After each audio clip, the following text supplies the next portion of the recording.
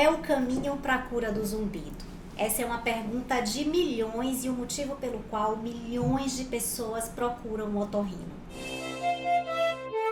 Olá, eu sou Adriana Silveira, diretora do Corpo Clínico do Nooba, e vocês estão no Pode Ouvir, um podcast de ouvido, nariz e garganta. E aqui comigo a fonoaudióloga Tâmara Santa Cruz, que faz parte da Auditive Soluções Auditivas e está aqui conosco para tratar de um assunto muito relevante, que é a terapia de retreinamento do zumbido.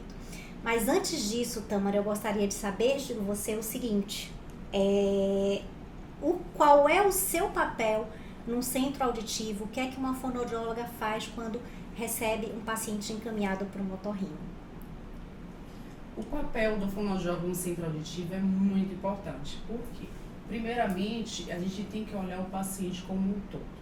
Então, o paciente, quando chega pra gente no centro auditivo, ele chega um pouco desestabilizado emocionalmente. Alguns sabem que tem aquela perda auditiva, mas outros não esperam o resultado. Então, o que eu pego muito é quando o paciente chega com o exame e aí eu escuto bem, eu não tenho necessidade para usar o aparelho auditivo. E aí é um momento que a gente tem para acolher aquele paciente, é um momento que a gente tem para poder ouvir primeiramente o que ele está sentindo, para depois a gente fazer o papel do fonoaudiólogo, que é o quê? Orientar, reabilitar aquele paciente. Então, eu gosto muito de ouvir ele. Então, quanto tempo você tem essa perda auditiva? O que o teu otorrino orientou a você em relação a esse tratamento com o aparelho auditivo? O que essa perda auditiva interfere no seu cotidiano, na sua vida, no seu dia a dia? O que ele impede? E aí eu vou conversando um pouco com o paciente para adquirir confiança, para depois eu explicar o exame da audiometria, que é onde detecta a perda auditiva, o grau da lesão auditiva, e aí iniciar a terapia ou a reabilitação com o aparelho auditivo. Bem legal, né? E assim, essa fase da reabilitação auditiva é extremamente importante, né? Porque é exatamente quando você vai identificar qual grau, né, de acometimento auditivo nesse paciente, vai programar de forma altamente personalizada, né, um aparelho específico para o problema que ele tem, né? E assim, a gente sabe que muitos pacientes, Tâmara, que têm a perda auditiva, eles também têm a queixa de zumbido que vem de carona, né, junto com a deficiência auditiva.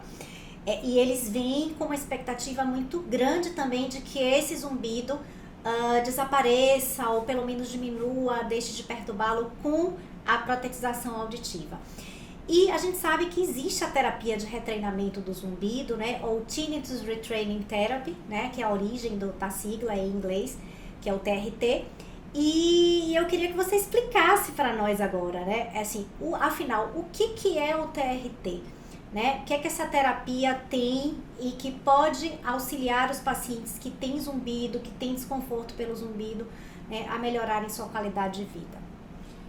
Assim, doutora Adriana, o paciente, quando ele chega com a queixa de zumbido, ou ele tem uma perda auditiva, ou ele tem só o zumbido. Então, eu acho assim, o paciente, ele vem desestruturado emocionalmente, porque o zumbido, ele acaba interferindo no dia a dia. Então, eu sempre aplico inicialmente o protocolo, querendo saber que grau é aquele zumbido. De 0 a 10, qual é a nota que você dá para o incômodo do seu zumbido? E aí alguns pacientes falam, o zumbido nota 10 que ele me interfere, ele me impede de dormir, eu não consigo ter atenção naquilo que eu estou fazendo no dia a dia. E aí eu vou entrar com a orientação, que é o quê? É explicar para ele o que é o zumbido. O zumbido nada mais é um sintoma de mau funcionamento do teu organismo. Então, o teu próprio corpo, ele sinaliza que tem algo que não está funcionando adequadamente. Então, ele pode ser metabólico, que é o quê? É o colesterol, é o problema hormonal, é o problema de ATM, é o problema de hipertensão. Então, são vários fatores que podem disparar o zumbido. A diabetes, né, que é um dos principais. Isso, que pode disparar o zumbido. Então, além também tem a perda auditiva, porque cai a audição e o zumbido ele fica mais perceptível. Então, aí que a gente entra com a terapia de retreinamento do zumbido. É o quê? É através do som, entendeu? Que a gente coloca. Então, tem a terapia do TRT, que é através do som, entendeu? Que a gente pode também botar as frequências moduladas, que é a frequência do barulho do mar, do som batendo na pedra, ou da onda do som batendo na pedra. E também temos a terapia NOT. A terapia NOT é indicada para paciente que tem um zumbido tonal. Ele age automaticamente naquela frequência do zumbido. Então, a gente faz a confinometria junto com o aparelho auditivo. E automaticamente ele já pega a frequência do zumbido, ele já age ali. Tâmara, deixa eu te perguntar, assim, essa é a dúvida de muitos pacientes, eu queria que você falasse um pouco, né? Eles têm uma expectativa de que eles vão utilizar o aparelhinho, né, do TRT e que em pouco tempo esse zumbido vai desaparecer, né? Então, em quanto tempo mais ou menos você observa, né, na tua prática que os pacientes começam a ter os primeiros resultados? Uma boa pergunta. O paciente, quando ele coloca o aparelho, ele tem a expectativa que o zumbido vai desaparecer de primeira. E não é assim. Eu procuro sempre trabalhar com essa parte da ansiedade, porque a ansiedade ela atrapalha no processo de reabilitação, nesse tratamento. Então, não é colocar o aparelho que o zumbido ele vai desaparecer. É um tratamento lento, porque não é um tratamento só com o fonoaudiólogo, é um tratamento multidisciplinar com os outros profissionais, otorrinolaringologista, fisioterapeuta, entendeu? Porque a gente tem que investigar esse zumbido. Então, quando o paciente tem a perda auditiva, que o tratamento é a amplificação mais o TRT, alguns pacientes têm como é que eu posso falar? O tempo, né, da plasticidade. Isso. Alguns têm resultado imediato. Não, poxa, eu coloquei o aparelho e não escuto mais o zumbido. Mas eu deixo sempre ele ciente que o zumbido ele vai permanecer ali. Ele vai retirar o aparelho, mas o zumbido ele vai permanecer. Porque é um sintoma. Então, o tratamento ele é casado com outros profissionais. Mas alguns pacientes de imediato, ele já usa o aparelho, ele faz todo o acompanhamento a cada 15 dias, a cada 30 dias, depende do paciente, que cada paciente ele é único. E alguns pacientes conseguem fazer o desmame em 5, 6, 7 meses, vai depender do paciente. Uhum. Isso você fala para o aparelho auditivo convencional ou o aparelho do TRT mesmo? O aparelho do TRT é o mesmo de um aparelho convencional. Certo. A diferença aqui, a gente coloca amplificação, mais o TRT, quando o paciente tem perda auditiva, e o outro a gente só usa o TRT. Sem amplificação, porque ele tem uma audição normal. E a gente não pode amplificar.